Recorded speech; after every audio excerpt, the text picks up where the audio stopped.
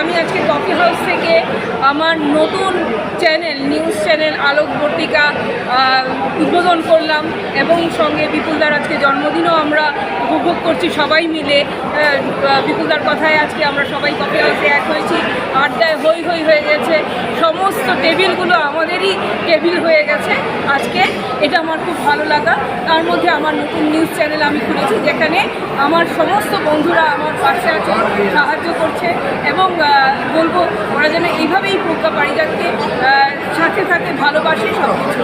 আর আমি এই নিউজ চ্যানেলটা খোলার কথা আগে ভাবিনি কখনো, বা অন্য কোনো নিউজ চ্যানেলে যোগদান করবো সেই কথাও আমি ভাবিনি। অফার আমি পেয়েছি কিন্তু তবু যোগদান করার কথা আমি ভাবিনি। তার কারণ আমি বিটু বাংলা চ্যানেলে আমি সঞ্চালিকার ভূমিকায় ছিলাম এবং এতদিন ছিলাম। আজকে সকালবেলা আমার চাকরিটা চলে যায় ওখান থেকে, বিটু বাংলা চ্যানেলের সঞ্চালিকা থেকে।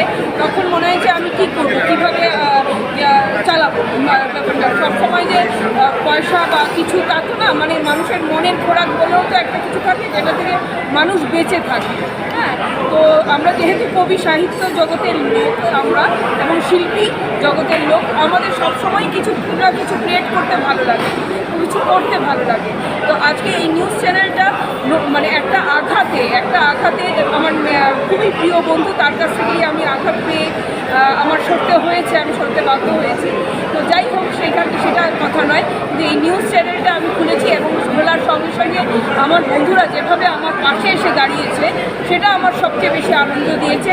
যে এইভাবেই যেন বন্ধুরা আমার পাশে থাকে এবং আমার নিউজ চ্যানেলের পাশে থাকে।